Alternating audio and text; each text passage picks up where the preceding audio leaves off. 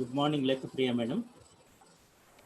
Madam, you unmute your audio. Your audio is muted. Good morning, sir. Good morning, ma'am. Good morning, sir.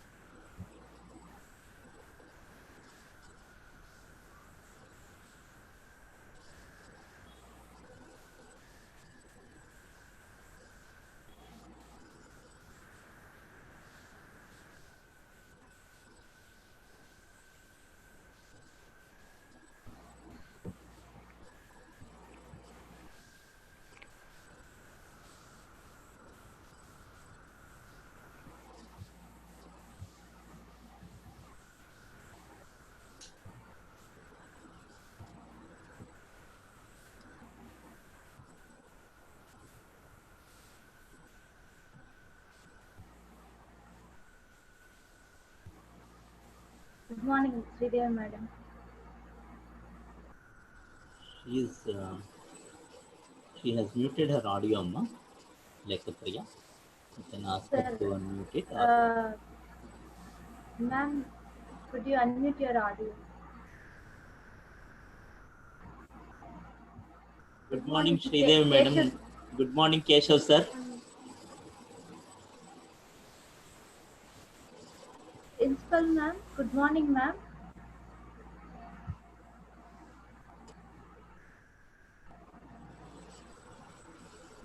Ma Lekhapriya, Swati Ramchandran should also unmute her audio. You can tell her later. Swati, could you unmute your audio, please?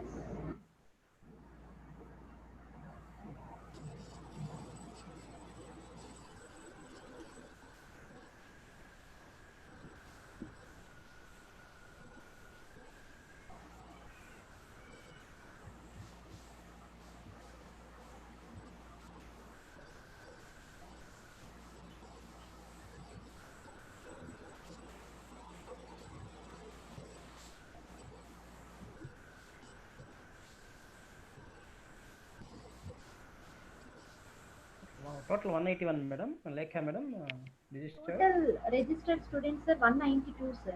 192. Okay. Well, ma'am.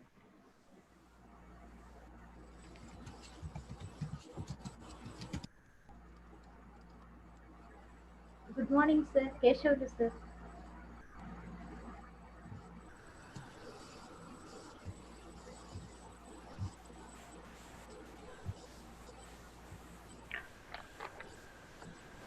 Good morning, ma'am. Good morning, sir. Good morning, Amma. Good morning. Ma'am.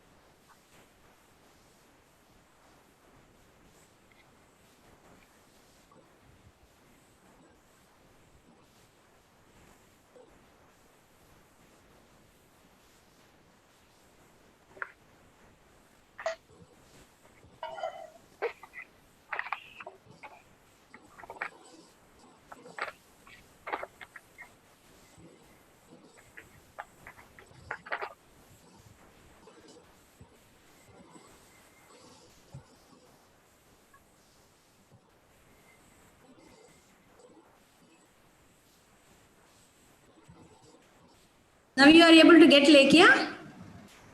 Yes, madam. Lekya, Yeah, you unmute are your able to audio, hear ma. me? Yes, madam. We You are are able able to to. see me? No, Okay. madam. We are able to listen to you. No, my voice is there? Yes, madam. Yes, madam. Yeah, okay, fine. Fine. Lekapriya, unmute your audio, ma. Yes, sir. I have Yes. done that. Thank you. You got it? Lekia, now you are able to see me? Yes, ma'am. Thank you, ma'am. Okay, fine. So I'm there since last 5-10 minutes, so there is no problem.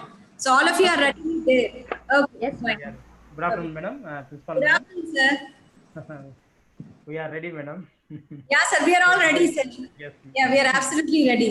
Already 93 have joined. 94 have joined, madam. Yes. Good, sir. Good, sir. Very good. I request CRs of the class to send a text message to your classmates to join the webinar as early as possible.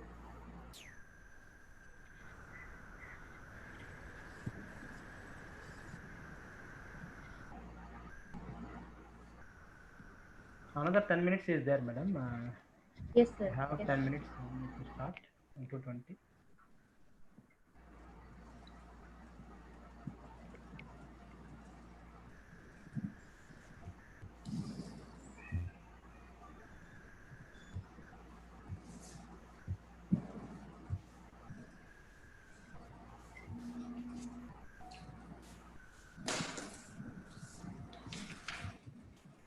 ఒక్క 1 hour disturb చేయకూడదు ఇది మనం మాట్లాడుతున్నాం కదా సరే చెప్పండి ఎవరికైనా మళ్ళీ నేనే పిలుస్తాను ఇది అయిపోతే నేను పిలుస్తాను ఏం చేయాలి సైన్ చేయాలా ఓకే लेके मैम लेके ma'am ma'am Lekapriya, madam, unmute your audio, ma. Yes, sir. लेके ma'am I am able to hear you, ma'am. oh, okay ma'am so I have login in YouTube in mobile ma'am in laptop Zoom meeting it's okay Yes, ma'am. It's okay, ma'am. okay okay Thank you.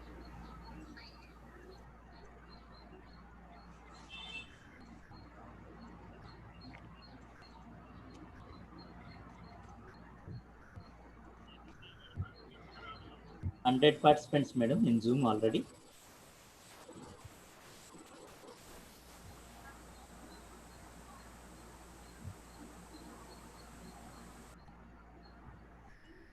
Good morning, Keshav sir.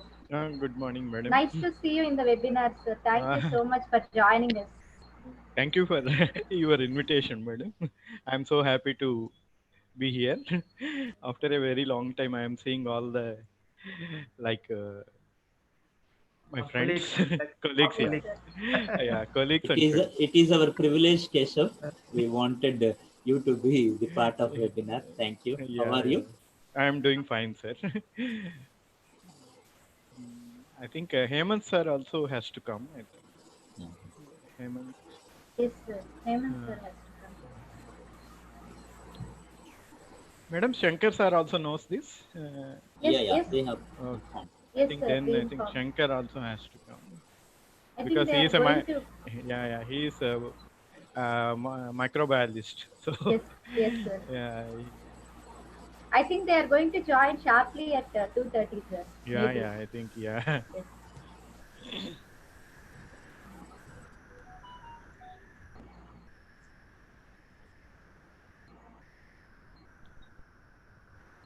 You can mute us, madam. Yeah. No, no problem, sir. Once the presentation starts, we'll mute. Okay. Yeah.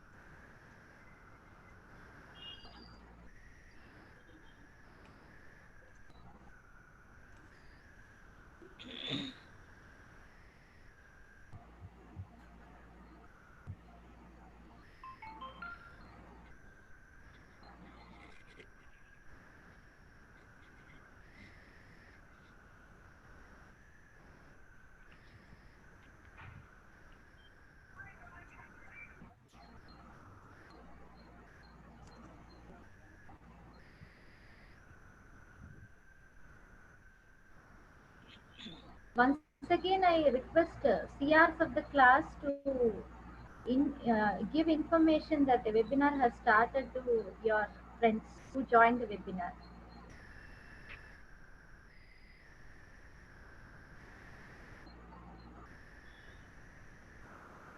And we are very happy that we have participants all throughout the country as well as from other countries.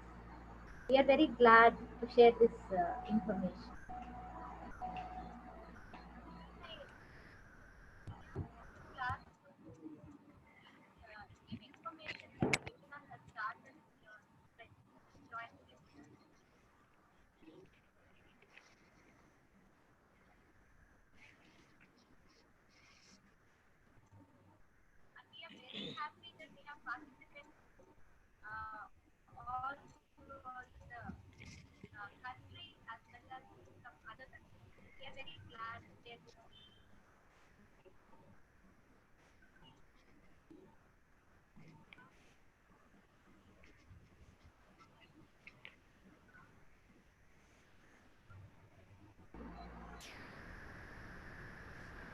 We have reached maximum limit in the Zoom. So those students who are unable to join, you could join with the YouTube link which is shared in the webinar group. So CR, share this information to everyone.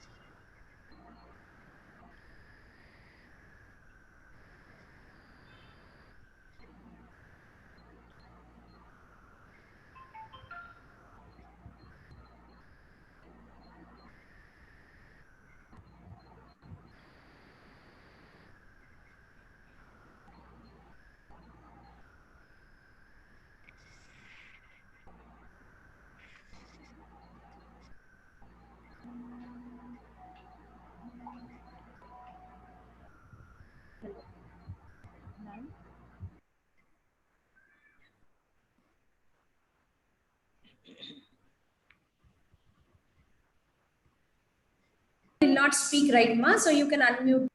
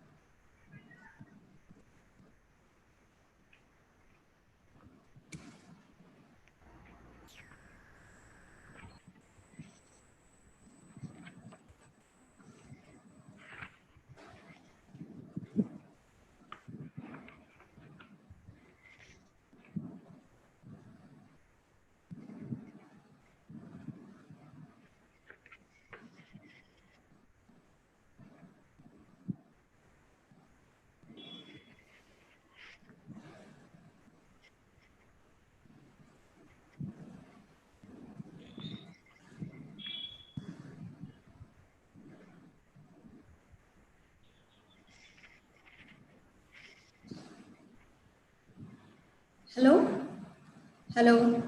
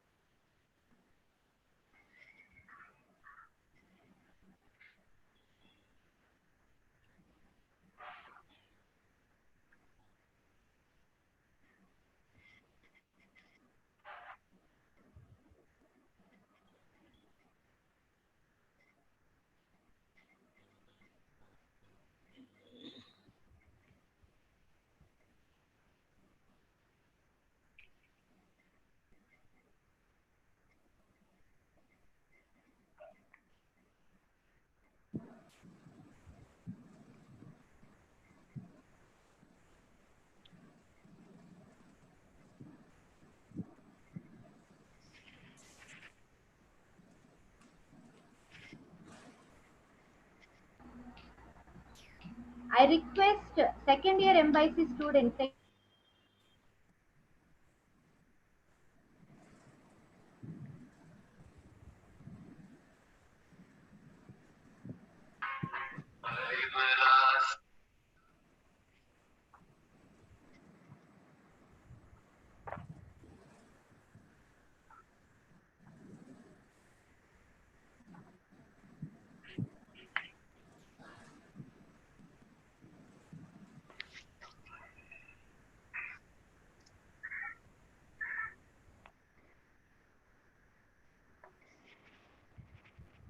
Leave the meeting and join through YouTube.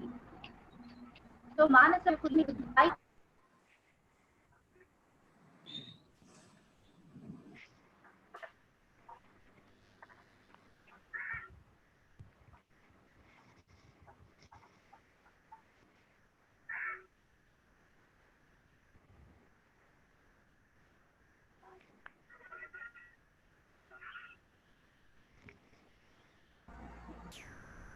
Because resource person is unable to join, please leave. The second year MYC students, please cooperate. Leave the meeting. I know that all of you joined the meeting. I'll please leave the meeting so that we'll give a room to join. To the resource person could join. Please leave the meeting. Second year MYC students.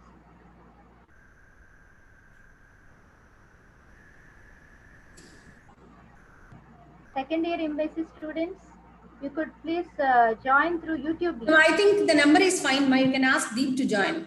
Yes, ma'am. Now it is 96, madam. No problem. Yeah, it's 96. Sir can join. Yes. Yes, ma'am. I texted him. He will join. Yeah. Thank you. Please, still 3 or 4 of you could leave. Please cooperate with us. Second year MYC students.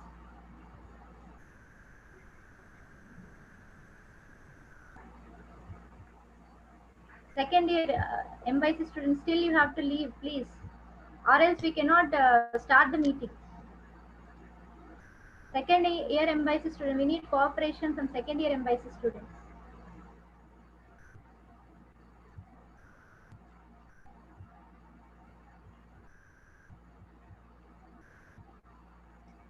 Please leave the meeting, ma. Second year MYC, still 100, it is showing still 100. Resource person cannot join if it is 100. Second year MYC students, please join, please cooperate. First year students also. First year students also, you could directly join with the YouTube link. Please cooperate.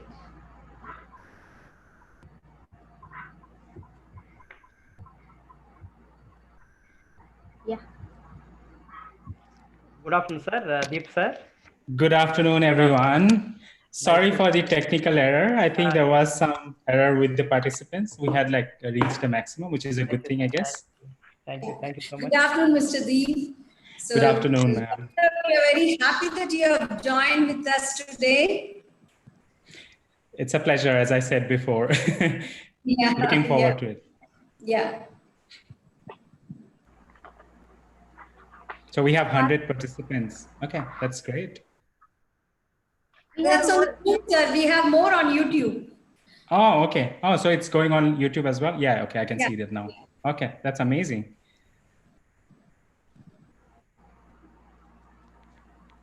So you guys can hear me well, right? Yes, yes. Yes, Okay. Dr. Deep. Okay. Okay.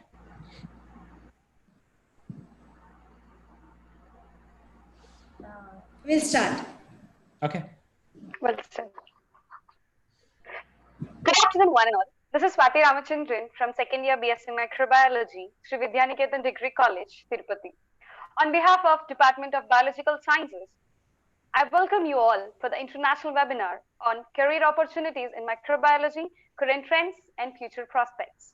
Now, I request our Honorable Principal, Dr. D. Ashalata Ma'am, to give the welcome address.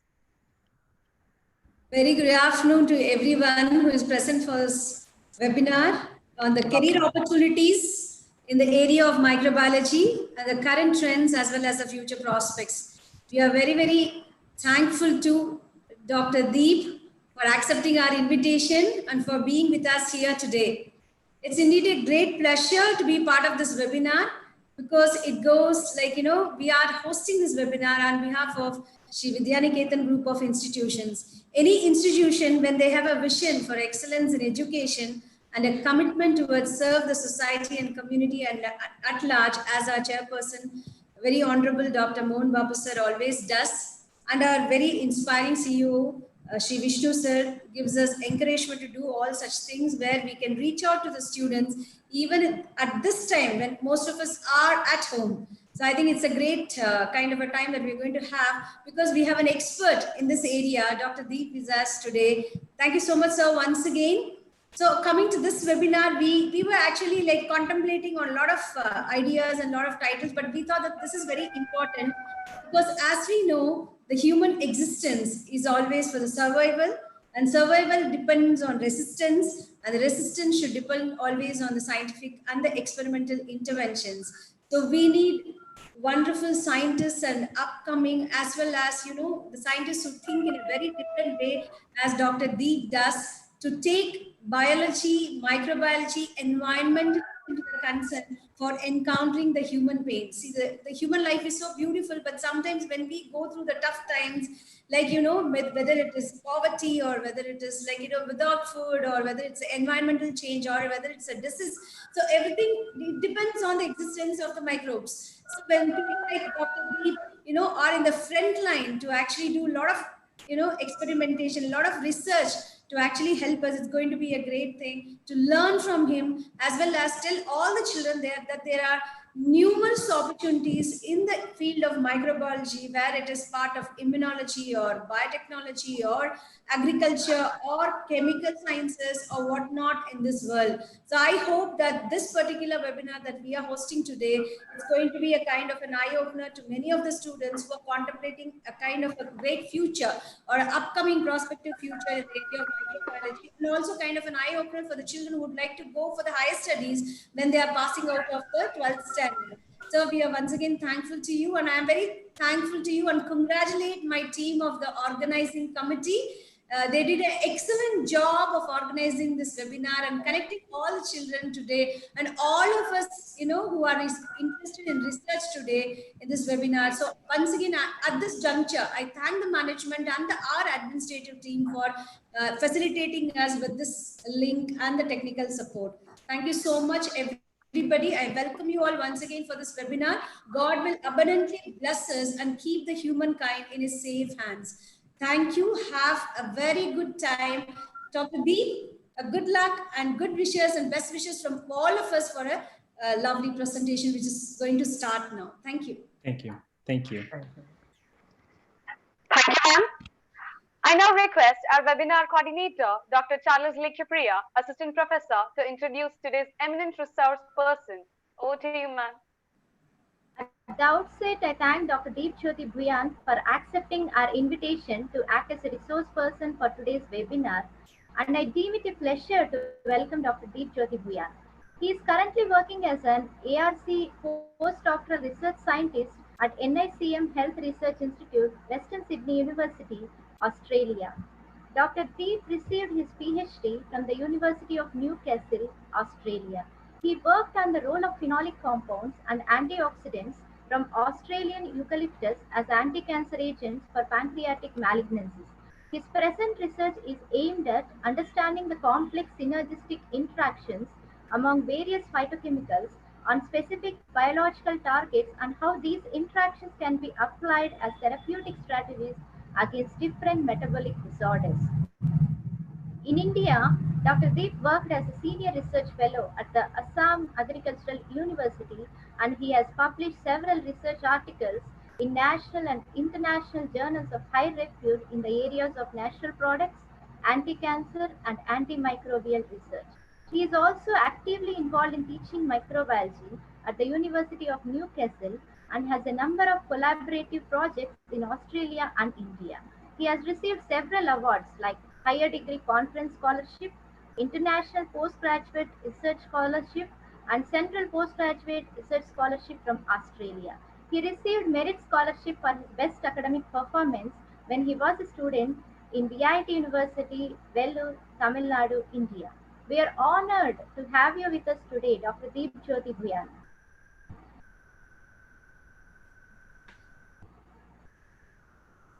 Thank you so much, Thank Dr. you. Charles. You're welcome, Deep. Yes, Swati, go ahead. Thank you, ma'am. I deem it an honor to invite today's esteemed resource person, Dr. B. Jyoti Bhuyan, to enlighten us about the career opportunities in microbiology, current trends, and future prospects. All participants are eagerly waiting to listen to you, sir. Thank you so much. Thanks to Principal Ma'am and the organizing committee for having me today here. And it's an absolute pleasure and honor to be able to share my experience and give you a bit of details about my journey so far from India to Australia and how you can probably think about a research career in the future because most of the people that I'm going to talk to today, the students, they are from microbiology background. So how long do I have for the presentation? You could take your own time, Deep. Okay. I'm just trying to time it, so that I don't go over time. Anyway, I'm going to share my screen.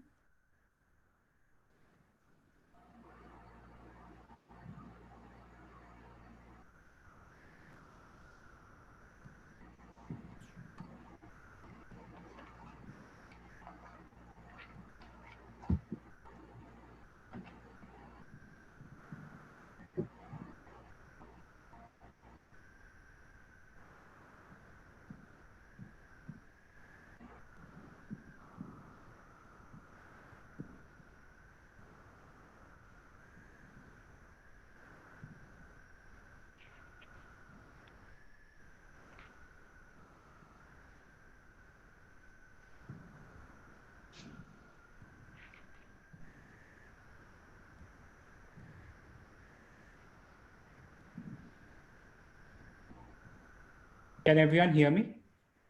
Yes. sir. Yes. Okay. Sorry. There was a technical error. Okay. Anyway, so let's start. I always like to start my presentation, especially in microbiology, with this particular slide. I have used it like multiple times, but this particular message from Louis Pasteur actually says a lot about microbiology. So it says the role of the infinitely small in nature is infinitely large. That means the best example is COVID-19, SARS, as you know, SARS-CoV-2. It's a small virus, very small virus, but it has shaken the world like never before. So that's the power of microbiology, and that's why we should know more about it. And it's more like this is probably the best time for microbiologists to do research and to know the value what microbiology is capable of in terms of vaccine development, in terms of studying new diseases. Okay, so yeah, this is my first slide, and it says a lot about microbiology. And Louis Pasteur, as most of you probably know, he's the father of microbiology.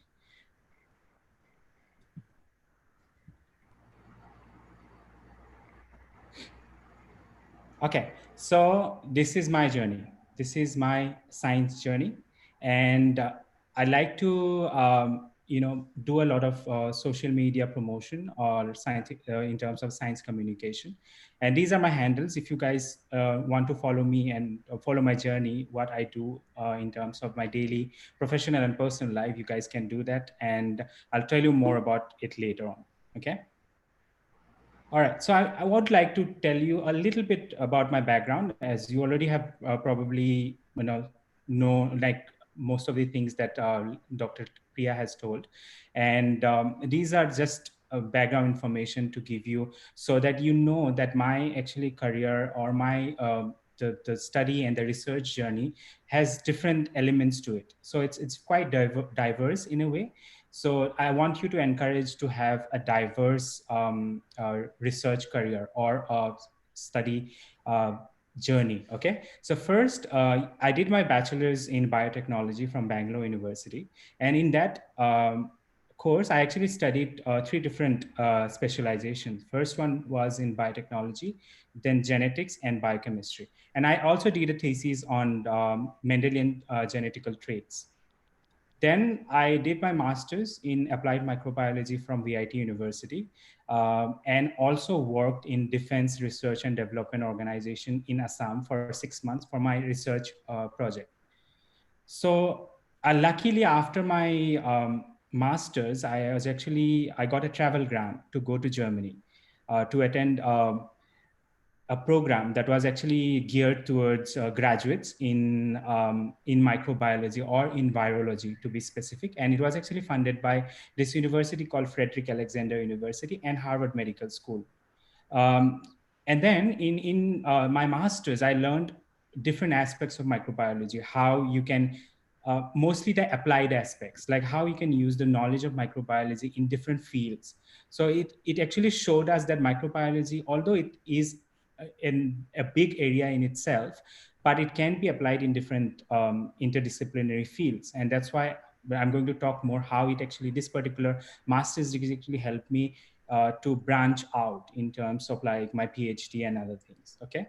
And during this course, actually during this project itself, I actually studied the antimicrobial properties of 12 different plants that are widely used in Assamese medicine, traditional Assamese medicine and Ayurveda in DRDO. And then I went to Germany for a while, and I did attend the what you call the graduate training program that they had there. And then also presented my work at a national conference in Assam itself. And I wrote a review paper. I'm going to emphasize on papers and publications throughout my seminar, and you'll know why it's important at the end. Okay. So the master's was, I produced a review paper both based on my master's research. Then came a scholarship from a fellowship, actually, to a senior research fellowship from Indian Council of Agricultural Research. And it was in Assam Agricultural University.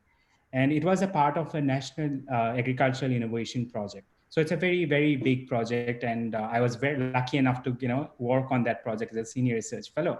And in that project, we learned a lot of things about Northeast itself, because we don't know much about all these traditional practices that the Northeast India has. And also like, it's like a treasure trove of all these different plants, and biodiversity wise, it's so rich that you can utilize that biodiversity to excrete or extract different phytochemicals that can be used in modern medicine even, or modern agriculture. Okay.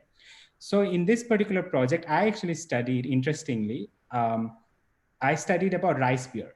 So in Northeast, we produce traditional different types of rice beer, and also like how we can use that rice beer, and the plants that they use to produce those rice beer can be actually used in medicine. So I actually started looking into different antimicrobial properties, including bacterial and antifungal properties, as well as antioxidant properties of rice beers.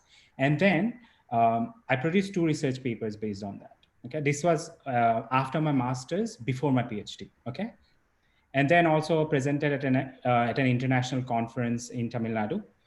And I was also featured in several regional and national newspapers, including Times of India. So our research was actually featured there, which was amazing, at that time, because I was just out of my master's, and I was like, oh, this is really good. I think I can do that. Yeah, then came 2014 when I actually received a scholarship, actually two scholarships from University of Newcastle in International Postgraduate Research Scholarship and Central Postgraduate Research Scholarships to pursue my PhD in Australia. And this particular project actually was on anti-cancer properties of Australian eucalyptus, which is an Australian what you call a type of tree, but there are around 900 different varieties of Australian eucalypts in Australia itself. So I had to look into very specific, like what I want to do and all that. So I did that, and that whole experience doing PhD in Australia for around 3.5 years was amazing, because I learned so much. And you see, these are all these highlighted words in red. You see, those are very distinctive words. Like, sometimes you might think that antimicrobial, anti-cancer, and anti-inflammatory, they seem very distinctive, but they are actually related in a way. So you can always relate a microbiology to different things. Like, being a microbiologist myself, I was like, when I started my PhD project, I had no idea about anti-cancer research. I had to learn everything from scratch, which is fine. If you are interested, you can learn anything, basically. So these are the things that I did during my PhD research, and I published around like quite a lot of papers, actually, and then also presented at different international conferences in America, New Zealand, Singapore, and Australia as well. And also did some news and media coverages in Australia. Like, my research was antimicrobial research was actually featured in one of the news channels in Australia and several news channels in India, actually.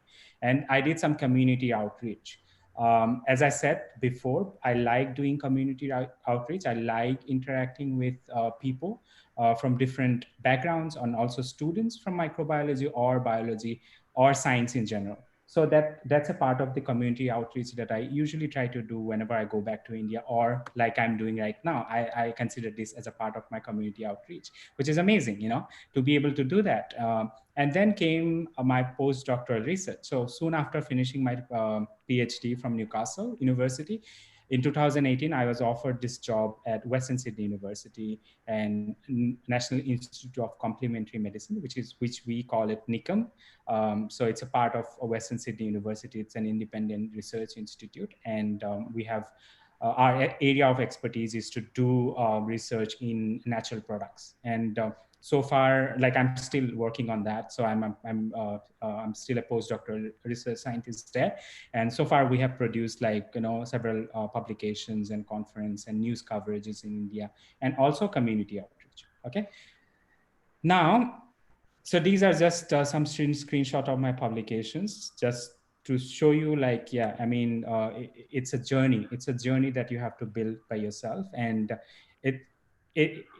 it's something that all researchers, if you want to become a researcher, that publications is something that we all should aim for. So I'm just going to just skip through these. And okay, so this is like some of the news coverages from NBN News Australia, and then some conferences that I presented in America, New Zealand, and Singapore. And that's like a random lamb that I saw in New Zealand. I thought it's very cute, so I thought I'd put that up as well. And then, yeah, so these are some of the pictures.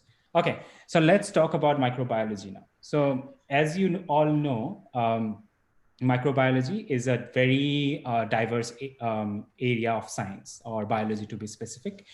In biology, in microbiology, there are actually different sections. So you'd see bacteriology, which is about bacteria, then mycology, which is about fungus or fungi, and protozoology, which is about protozoa, then virology and phycology. Virology is all about viruses. We all know now what virology is because of COVID-19, and phycology, which is the study of algae.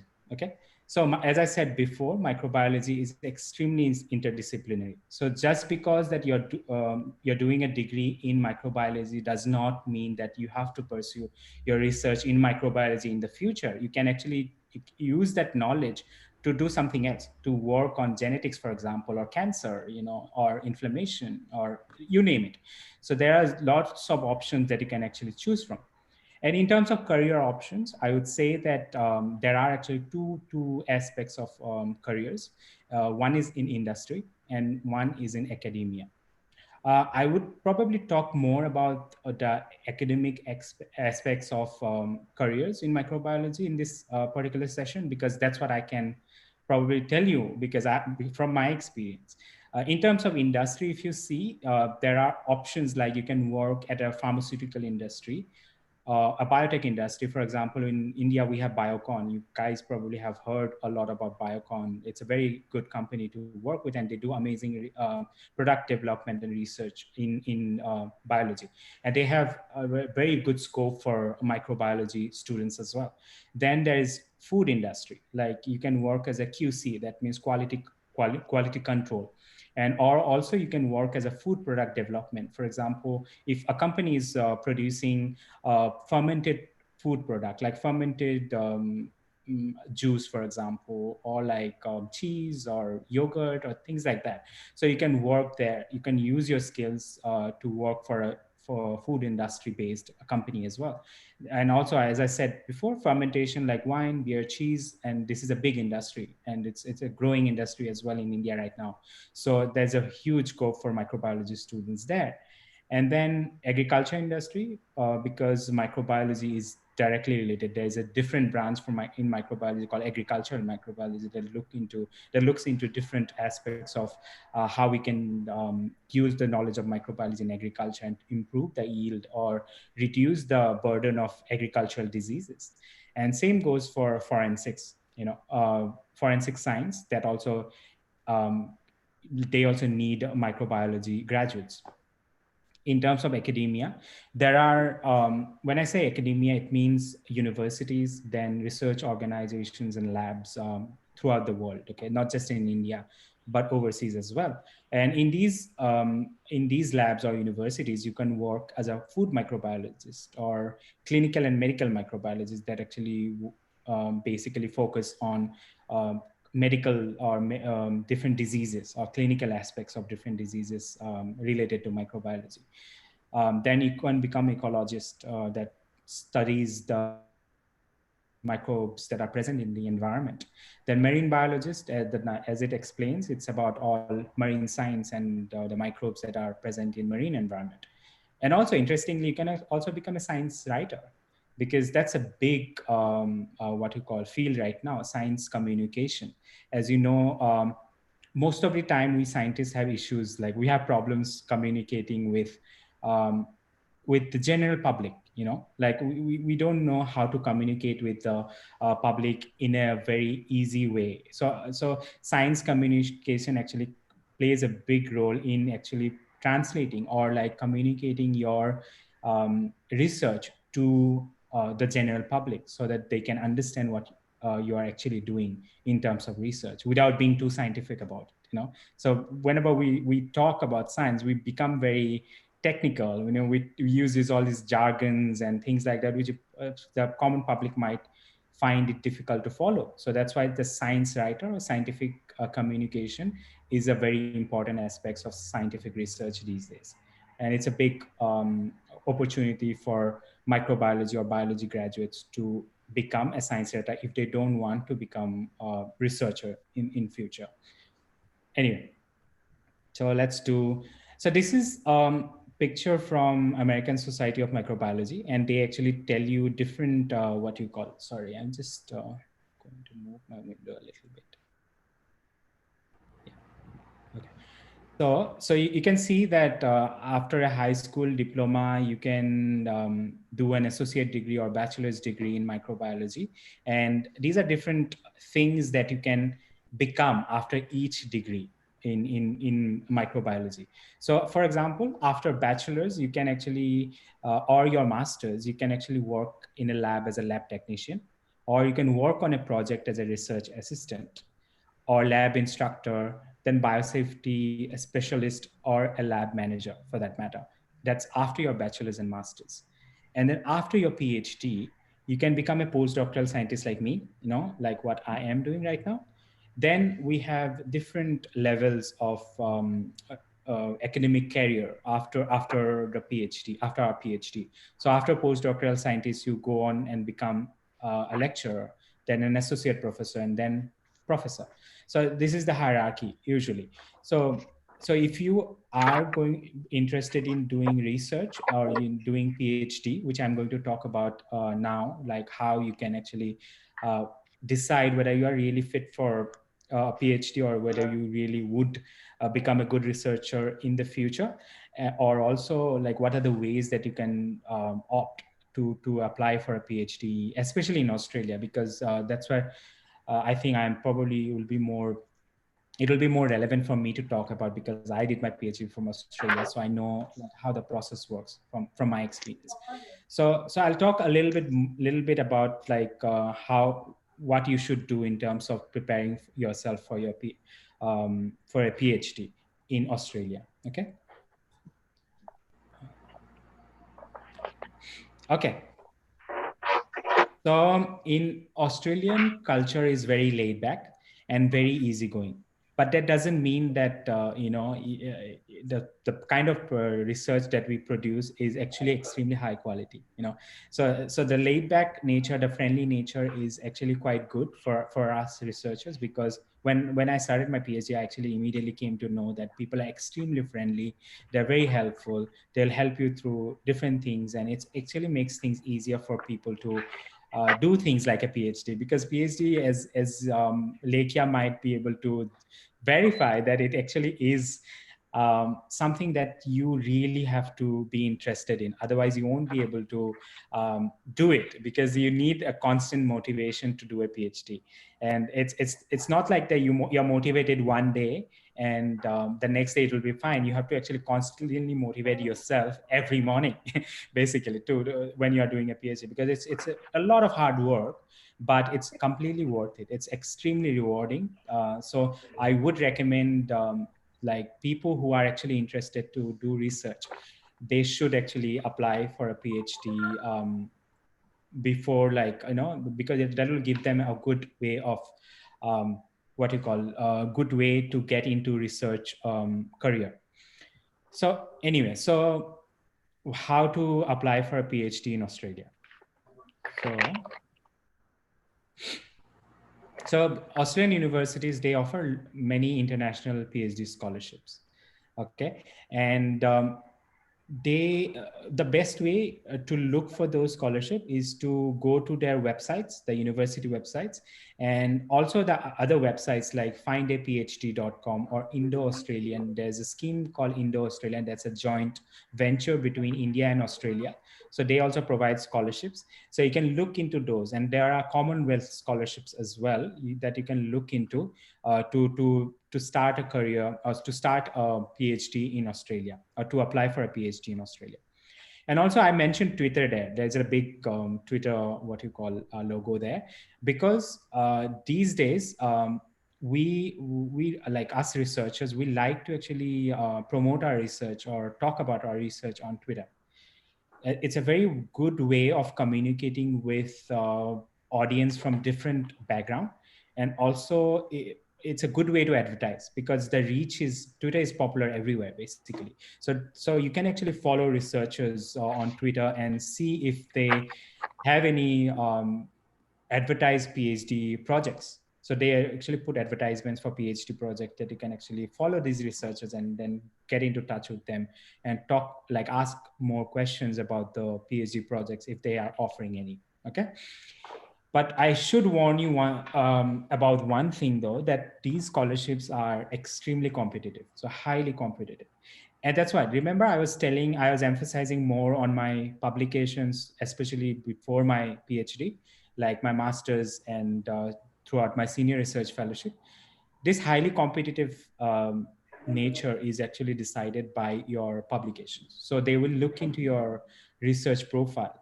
and they will ask you if you have published anything.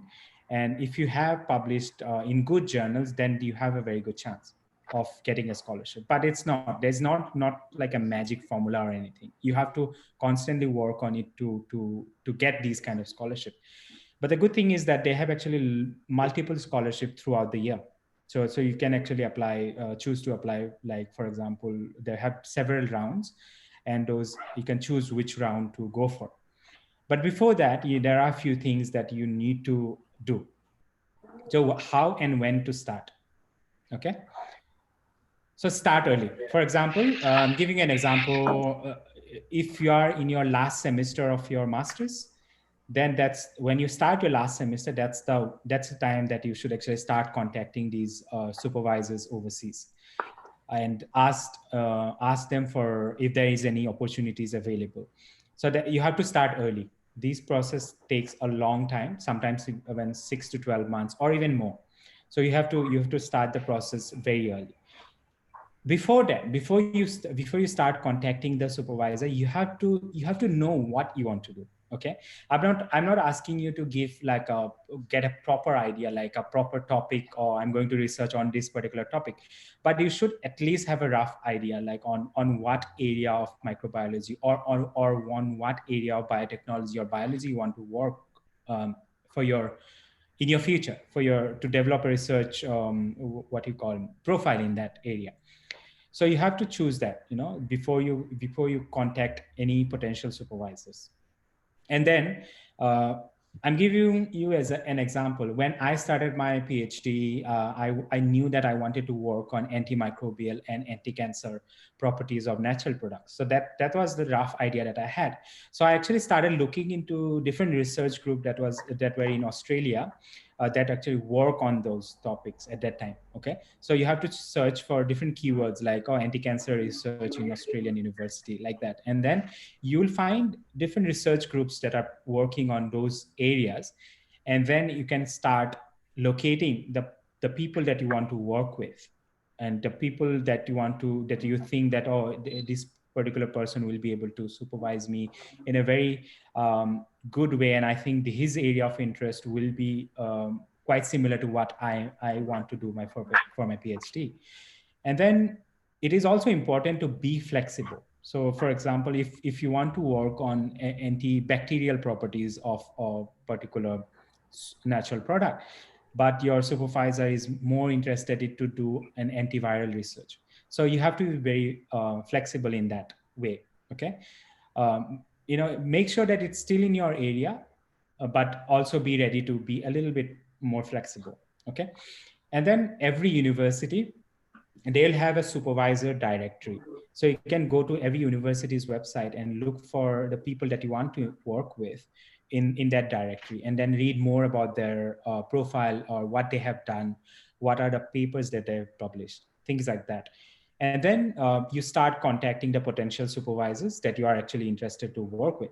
And you can also talk to the graduate research school of university. So every university in Australia, they have a school called graduate research school, and they're there to help you with your the whole application process for admission and scholarship for PhD. And they will also guide you. Like if you have any queries, if you have any questions, doubts, then you can directly ask them, and they're quite helpful in answering that. Okay, especially because of the process is so complicated. It seems so complicated sometimes. It's always a good idea to ask for help from the graduate research school of the universities. All right.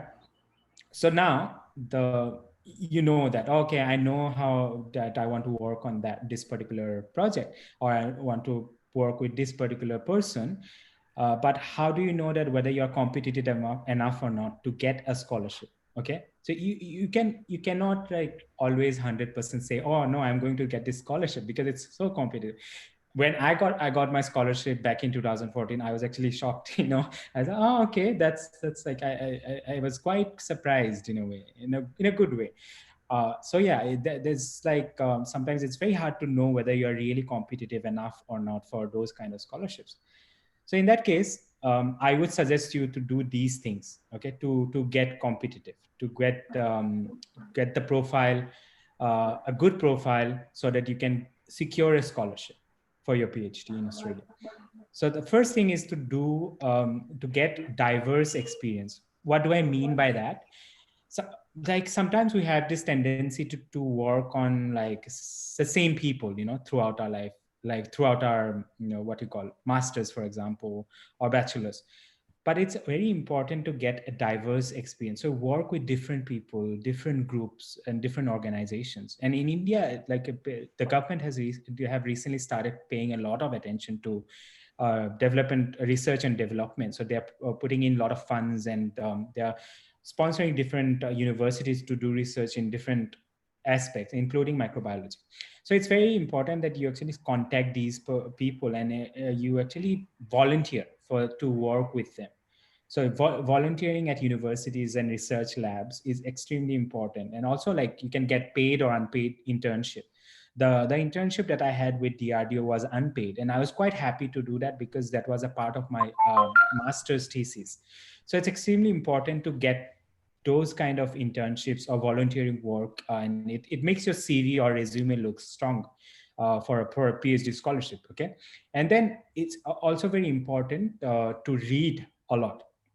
So you read different sorts of literature, like scientific papers, like research papers, review papers, books, magazines, online articles on topics like um, that you want to do research in future. Okay, and also it's very important to polish your English and writing skills. We are not expecting you to have like amazing English, but you know, a basic level of English is extremely important because that's a requirement for visas as well. So when you apply for a PhD or a PhD in Australia, of course you have to apply for a visa as well if you get the scholarship. And in that time, during that time, you will need to have a proficiency test done for your English, and it's quite important.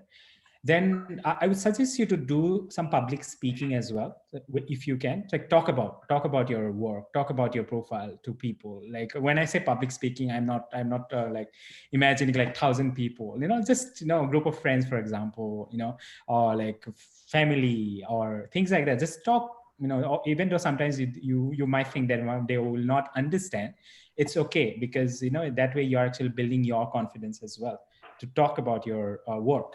Okay.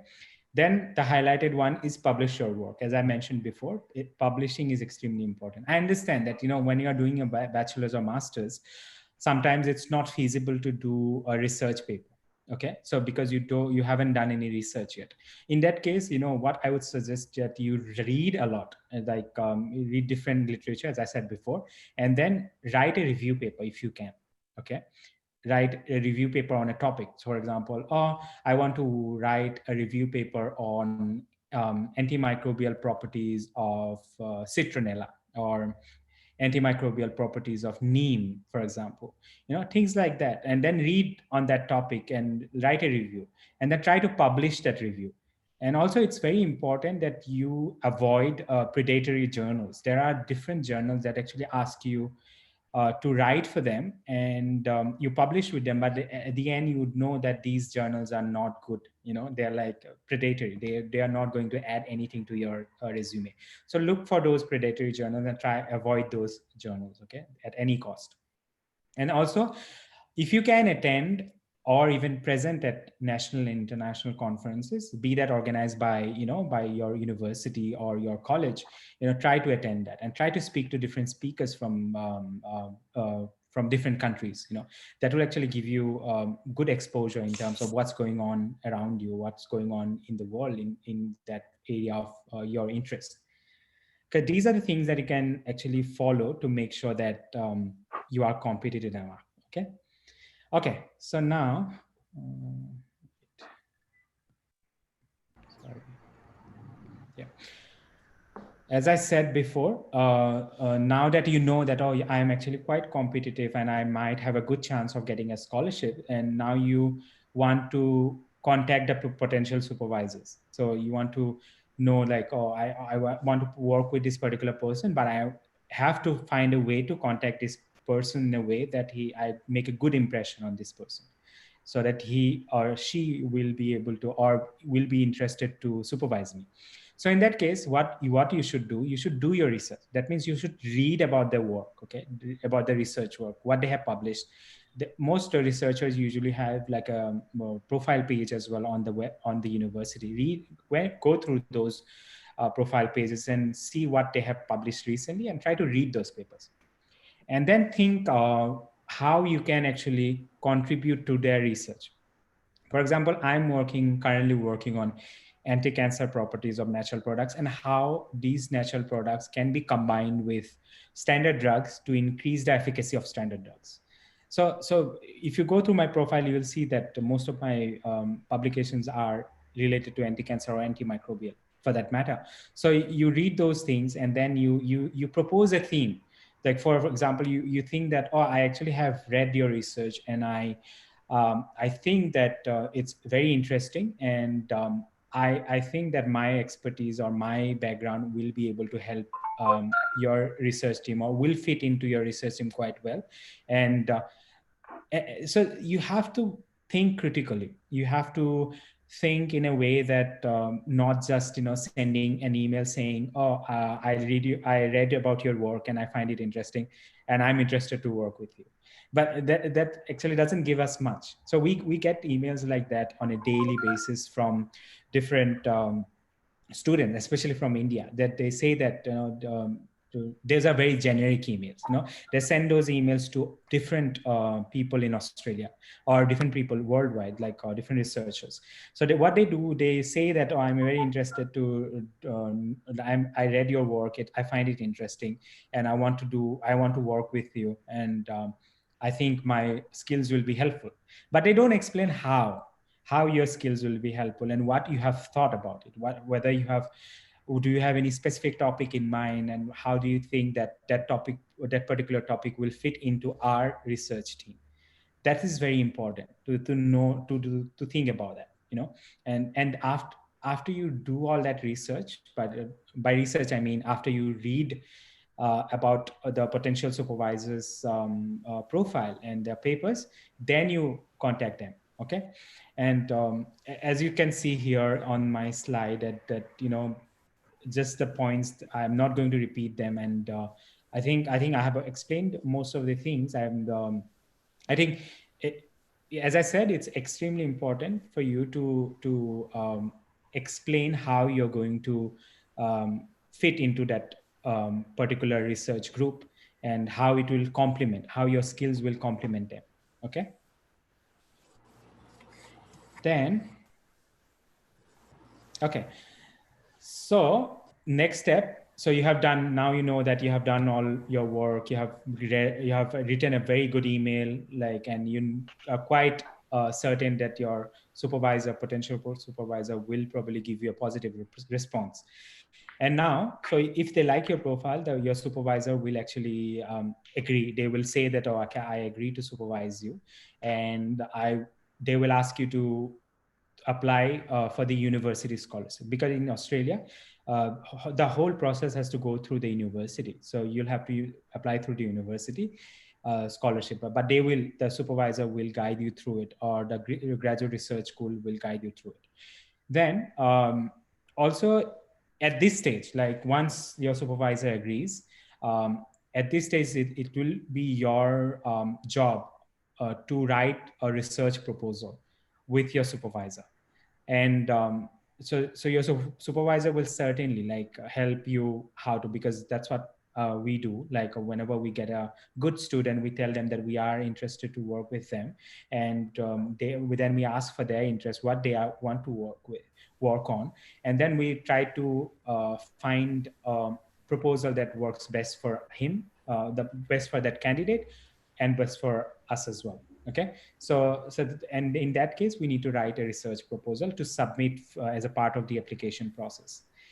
And in this particular step, your grades, all the grades that you have received, starting from your bachelor's, okay, from bachelor's, master's, and your research experience, then your publications, then your conference presentations will play a key role, because the university actually makes a ranking list based on all these things, and they will rank you because the university will only have a limited number of scholarship available in each round. As far as I remember, when I applied for my PhD scholarship, there were only 7 or 8 given throughout the university, and there were more than 500 applicants.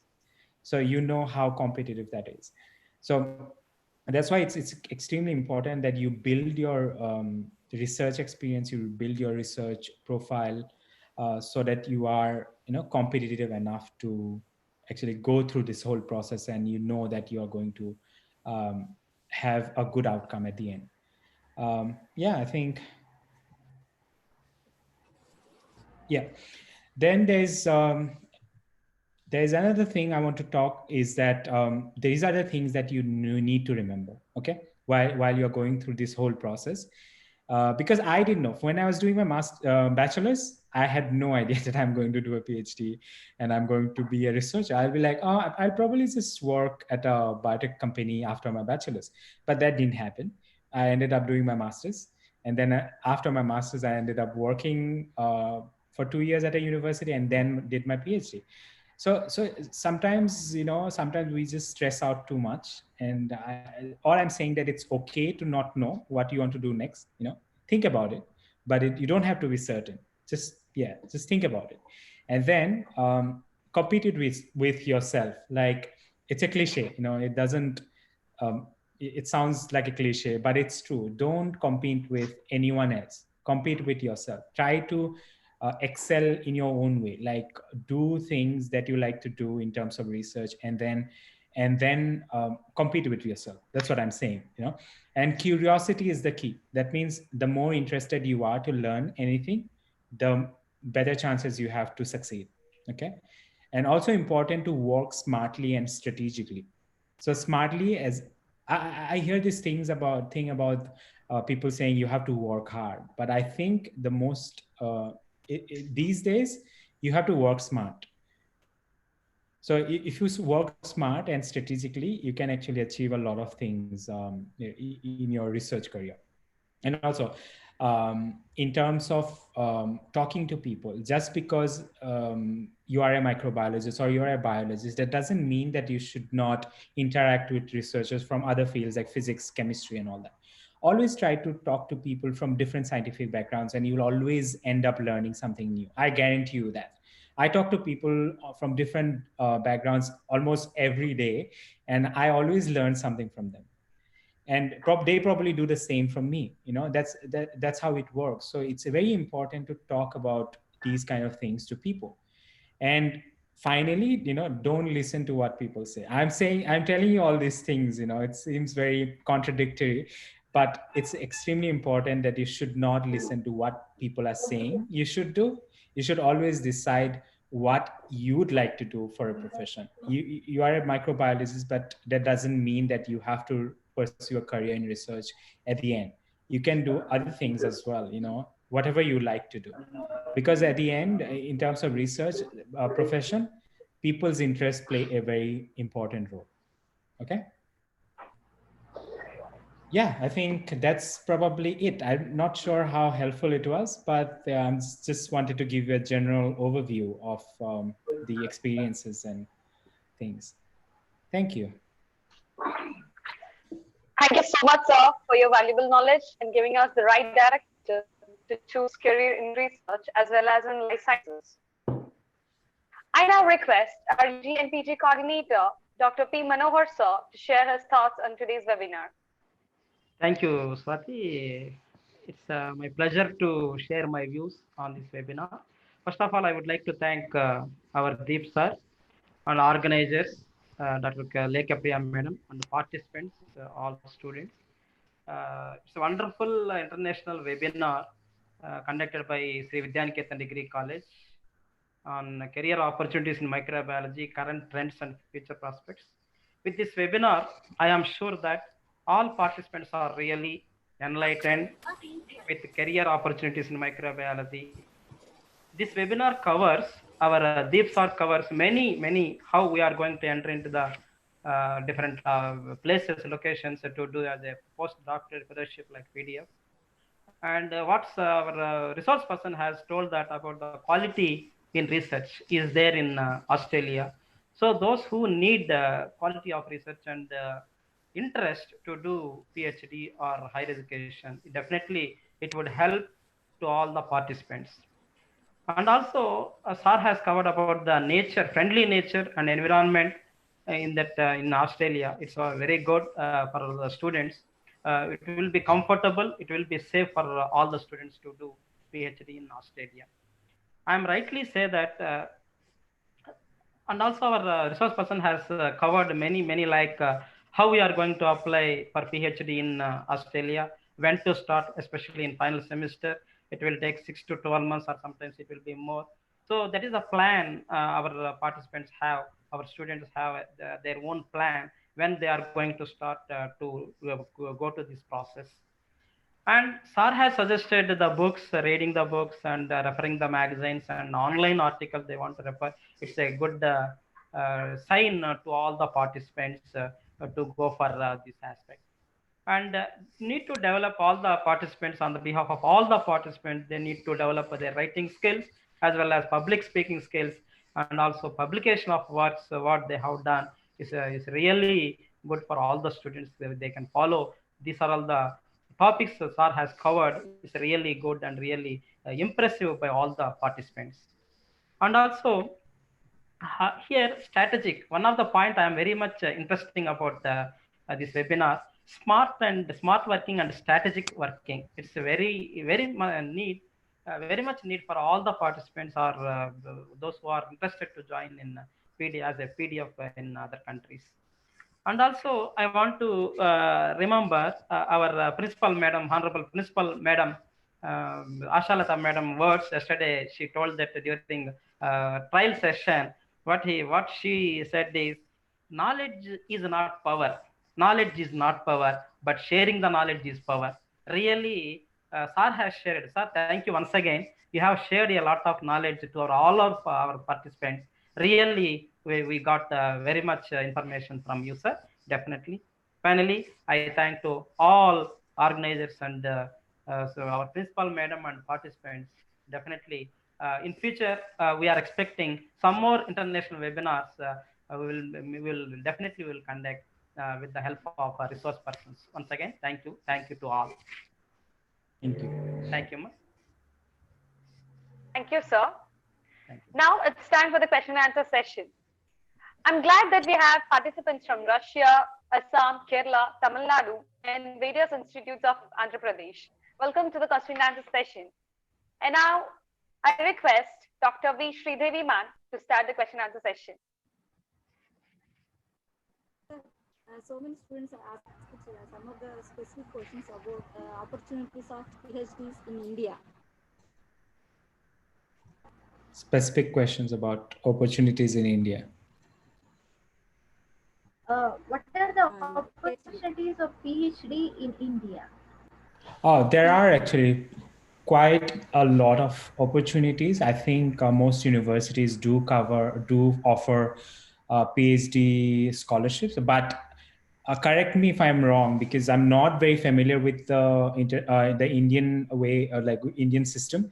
But I think you have to go through this particular exam conducted by CSIR, and to be eligible for those PhD programs. So they are actually quite competitive. But I feel that I think CSIR entrance examination is extremely theory based. And you have to read quite a lot from different different subjects of biotechnology and microbiology and biology in general to be able to qualify for that exam. So there are opportunities, but it is, as I said, it is quite competitive, and you do have to qualify for that exam.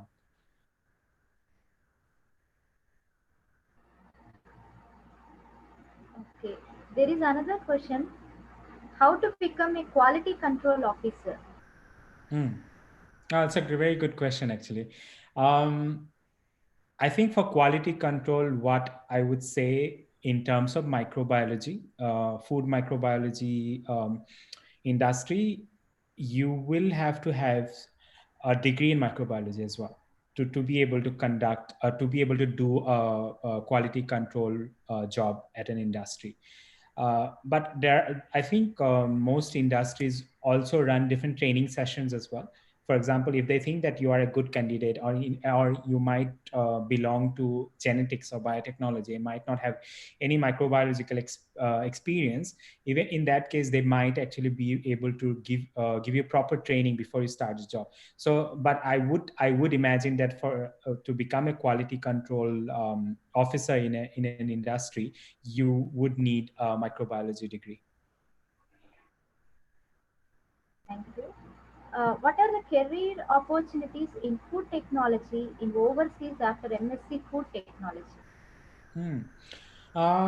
I can tell you about Australia. In Australia, the university where I did my PhD from, my PhD is actually from the Department of Food Science. Okay, although my topic was in cancer and eucalyptus, but my PhD department itself was in food science, and I could see that many of my students, the students that I taught in bachelor's, they were actually, after finishing their bachelor's itself, they actually got placed in different food industries in Australia, in this particular state of Australia. And but I think in regards to hiring international students, they actually prefer hiring people who are already in Australia. So food industry, because the visa process is so complicated sometimes, and for them to support you for that visa process, being an international applicant, it actually is an added what you call trouble for them. So that's why I don't I didn't actually see them hiring many international candidates. Most of the candidates that they hired were from Australia itself. But I'm sure that in terms of food technology, what you call career opportunities in India, there are so many food companies now. Like there are well-known companies like Amul, for example. Those companies hire food technologies on a regular basis for their work. So but I think it's always a good way to good idea to try for overseas jobs, and contact the company's human resources. So all companies will have a human resource department. So if you are interested to do a food technology job, you can actually reach out to them, say, tell them about your qualifications and experience, and tell them that, ask them whether they're hiring people from overseas or not. Would you suggest any universities for pursuing PhD in India? Oh, there are amazing universities in India. There's so many universities. It depends on what you would like to do, basically. As I said before, it depends on your topic, your research area of expertise. I cannot really pinpoint one university saying that, or just go for this particular, because every university has its own strength when it comes to research. One university might be very good at doing physics research, and one might be good at doing biological research. So you will have to choose that. You'll have to select what based on your topic. What are the best qualities to become a good scientist? Oh wow! That's a great question. That's a great question. There are many actually. I would say the first is being patient. Okay, you have to be very very patient, because most of the time scientific experiments don't work as you plan them to be. So you have to be ready to face failures.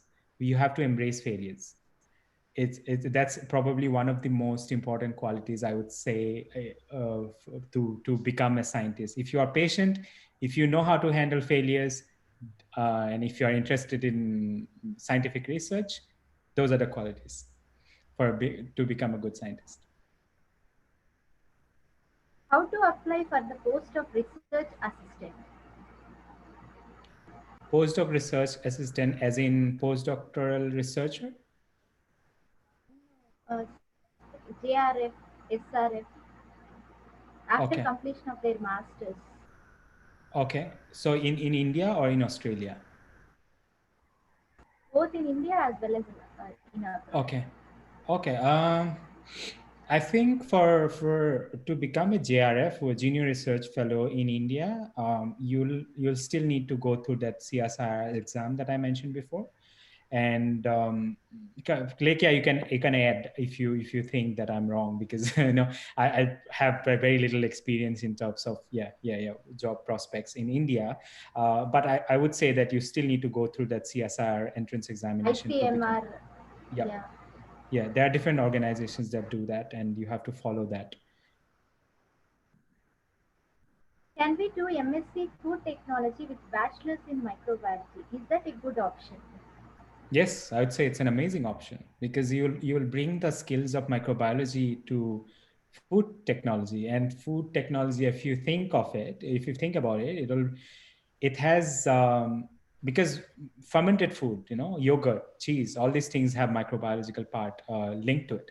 So you can definitely bring the skills that you have learned in your bachelor's in microbiology and do a master's in food technology. It's a very good combination, I would say. Do we need any exams like CSIR net to do PhD in abroad? No, you don't. That's the best part. I think if I would have failed, if I had if Australia had a entrance examination. I'm very bad at writing an entrance examination. So because I'd like to think more in a practical oriented manner, think like science in a practical approach, rather than theoretical approach. I know theory is important, but to base something entirely on theory, I don't find it very relevant. So but yeah, to answer the question, there's no such thing as entrance examination to get a PhD abroad, but you do need to have a few scores for your English. So there are English proficiency tests that you can take to prove that you have good enough English to enter a PhD program in Australia. And that is the only test that you need. And that test is not very difficult to do. My specialization is bioinformatics. Can I use computational biology in microbiology? Of course, yes. Computational biology is used everywhere. So for microbiology, for example, these days you probably have heard this particular term called microbiota. So this is about the gut microbiota. So the microbial communities that are present in our gut. So there is a lot of research going on this particular topic, and computational biology plays a key role in that aspects. And same happens with drug development. For example, if you're trying to develop a new antibiotic or antimicrobial drug, computational biology can play a major role. And same goes for coronavirus research as well. Computational biology can tell you what are the potential drug that you can look into in terms of therapy. Thank you. May I know the scope in doing MSc in astromicrobiology? Oh, wow. Okay. I'm getting really good questions. I really appreciate these questions. Yes, astrobiology, I think there are only few universities. Was it a question about MSc in astrobiology, right?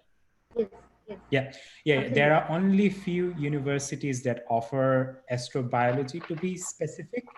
I think, as far as I remember, when I was actually looking for PhD positions abroad, I actually came through this particular program from Germany. So Germany has quite good programs for astrobiology. So they can actually look into those particular programs.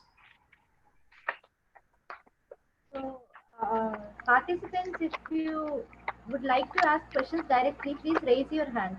One of the participants, she Gaulikar Rachna, could you please raise your hand so that we could notice and we could unmute yourself? I think she has just raised. Yeah, okay. I'm going to unmute her. Okay.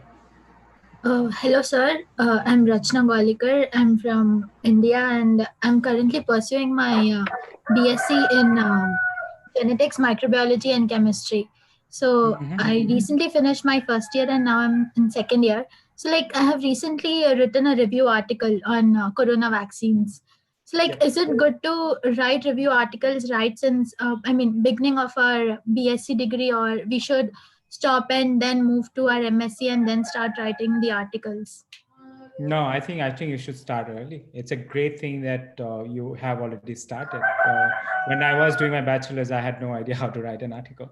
So yeah, you're definitely on the right track right now. And yeah, I mean, Yeah, it's good. and I have another doubt. Like, I have Yeah. recently started to communicate science through my abstracts, like art abstracts, like sci art.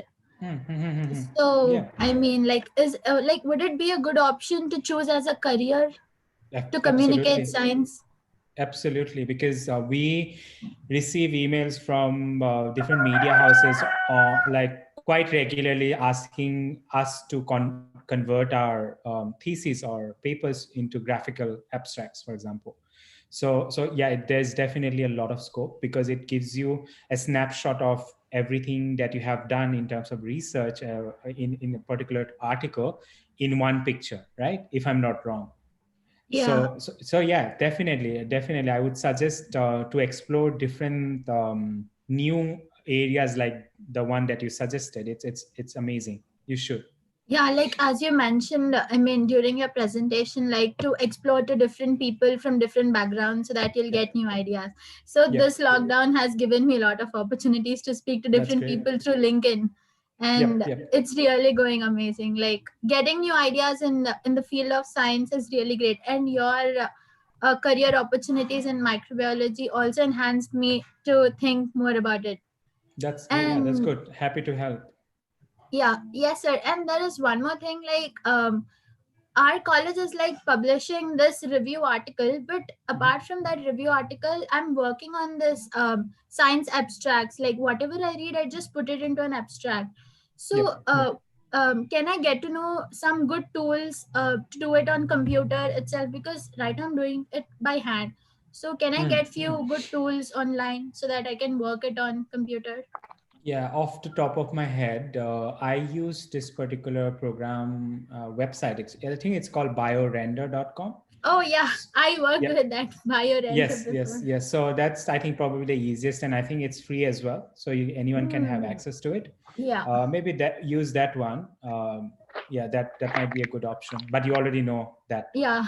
Yeah, yeah. No, like apart from that, like are there any websites that would help to get good icons or good information related to science?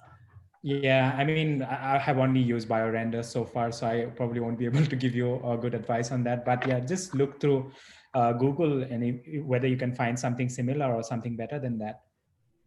Okay. No, because science communication is trending nowadays, and Yes, many it of is. the youth is back of it, like how to communicate science in very simple language. Exactly, So exactly. I just want to know from you, because even this became a part of our career Yeah, option. of course, definitely. Scientific writing is a big option right now. Yeah. Yeah, Yeah. So thank you so much, sir. It was it's all right. great to listen to you. You're welcome. One more question. Any information about COVID vaccines, sir? Mm. COVID vaccines, because you do hear a lot of information on social media, don't you? Like, especially on news as well. I think sometimes you just feel like, oh, I should probably stop watching news or social media for COVID. But I think there are many vaccine candidates in the pipeline, but there's I can't say that anyone has reached a phase 2 clinical trial yet. So that's the trial that you do before you can actually say that whether or not the particular vaccine candidate, will be suitable for the market. So I'm not aware of any that has actually gone through that trial yet. There are many throughout, even in Australia and Perth. There's a trial that's happening, I think, from yesterday, and they have started the vaccine candidate on humans. So it's still in the trial stages. So it's very, very early to say what's happening right now. Yeah. Hello, sir. This is Hi. Sundarmurthy Shravani, and Hi. I have got a few questions. One of our participants want to know that if integrated PhD is a better option than the individual masters and then going to PhD. Mm. It seems like it's a shorter option to me. I mean, I feel that in your master's, why the master's degree is important, because when you start your PhD, they expect you to have a little bit of research background. So when you do a master's degree for 2 years, especially in India, you actually have the chance to develop your research profile so that you are eligible for a PhD. But in case of integrated PhD, correct me if I'm wrong, because I think it's a shorter course as well, like combined but shorter. Yeah. Yes, sir. So that's why I feel that the traditional route of going through a master's and PhD would be better to gain more exposure in terms of research. Okay, so I concur with that. Yeah. And one of the participants want to know better career options in microbiology. Okay. I don't think I follow that question. I mean, what I do you mean, mean by better? like they just mentioned the Yeah, better career options. better than what was discussed in the seminar, or better? Yes. Yeah, okay. I'm not sure what are the better options, but I would say those are the options that you have. There might be new options because this is a rapidly evolving field. As you know, like things change in science and research quite quickly. But for now, I think those are the solid options that you have. I cannot actually comment whether which one is better than the other. I feel all of them are important. Okay, sir. Yeah. And another question is, which is better? I mean, MSc microbiology or MSc biotechnology? Depends on your interest. Okay. Okay. Yeah, Thank you, depends sir. on your interest. That was. Yeah. Thank you.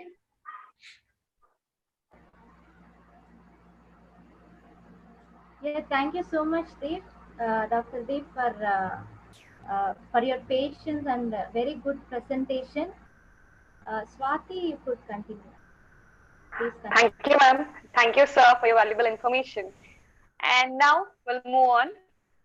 I request our head Department of Biological Sciences, Dr. S.V. Ravikant, sir, to propose vote of thanks. Thank you very much. On behalf of organizing committee, I would like to thank Dr. Deep for his excellent talk. I could see the adrenaline rush in delivering the content, and you have dwelt upon almost all the areas of microbiology one can lay his hands on. You were absolutely spot on about the career in microbiology, and I'm sure students have received free consultation from an expert. It was crisp, and you have put it everything in a single capsule. I am pretty sure the student community would pursue research in areas like forensic science, agriculture, genetics, immunology, quality control, science writers. This is something new, and I'm pretty sure this is one area I would be interested because I teach English. So Yeah. you also mentioned about the communication skills, importance of communication skills. This is one area students can definitely lay their hands on. Dr. Deep, this is just the beginning. We would like to associate ourselves with you in future also. I am pretty sure that some of our students will join your lab. Let me tell you, you have a mesmerizing voice, Deep. It was a complete mesmerizing talk from you. Thanks a lot. My sincere thanks to our beloved and dynamic principal, Dr. Asha Lata Madam, for all her support and encouragement. Thanks, Madam. I would like to thank our UG and PG coordinator, Dr. P. Manohar, for his encouragement and support. He has been always with us right from the beginning.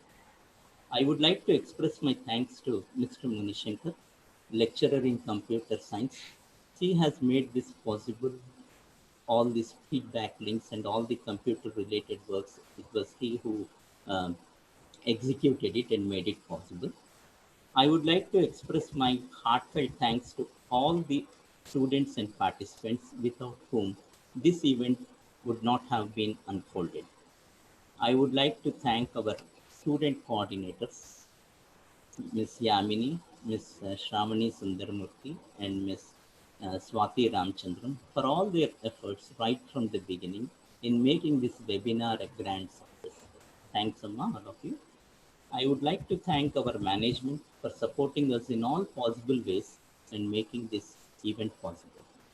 I would like to thank media team of Sri Vidyaniketan Educational Trust for designing brochures and e-certificates. I would like to place on record that the webinar coordinator, Dr. Lekhapriya, fondly known as CLP Madam, among student community for spending sleepless nights and leaving no stone unturned to make this webinar a grand success. Thanks, Amma. You have made DBS very proud. The feedback link will be shared through WhatsApp, and I request you to fill and send the feedback links.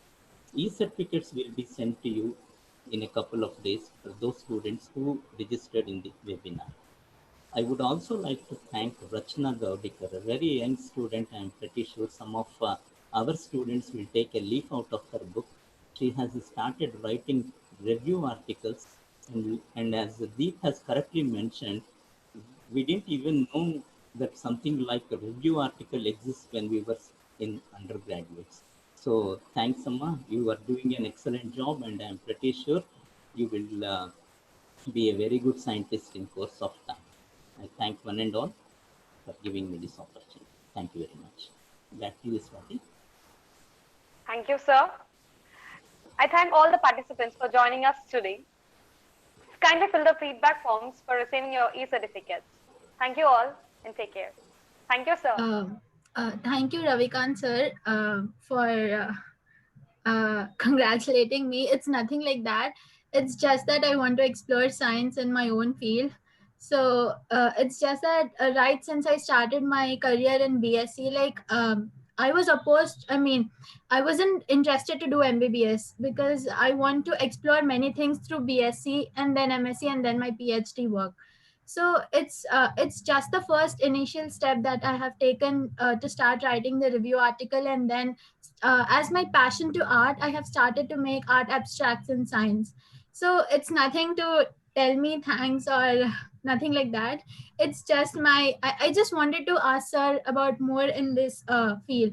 So that is why I wanted to ask him. That's it. So thank you very much. Like this webinar, it really gave me a lot of opportunities in the field of microbiology as a career. So yeah, thank you so much. Thank you, Dr. Deep. So, on behalf of the college and our dynamic team of faculty and the organizers, so we are very happy that the presentation was really excellent and very, very informative for the students to pursue excellent career opportunities in the forthcoming years in the area of microbiology. I hope that your guidance will help them to reach great heights in coming tomorrow. We hope that God will be there with all of us to take care that our ideas are very, very proactive, as well as, they co-create a new world is going to come tomorrow, and we'll be part of it, all of us together. Thank you. Thank you so much for having me, and it's a pleasure to. And I'm happy to, if anyone wants to reach out to me in terms of if they need any advice or with anything, as long as it's related to research, or I'm happy to help them out. So they can follow my social media handles, and they can reach out to me directly there. And thank you so much. Sure, Deep, we are going to post your mail ID in the webinar group so that if they have any questions, if they have any queries, if they have any doubts regarding education in Australia, they could contact you. Yes, yes. Thank you so Thank much. you so much. Thank you so much for accepting our invitation and inspiring all our students, motivating all of us. Thank you so much. Thank you, one and all. Looking forward to see you all in the upcoming webinars. Thank you so much. Congratulations, Nikya. Thank you, ma'am. Thank you. All right. Yes. May I end the program, ma'am? Yes, really. Yeah. Thank you. Thank you, Deep, once again. Thank you, ma'am. Pleasure. Thank you. Take care, all of you.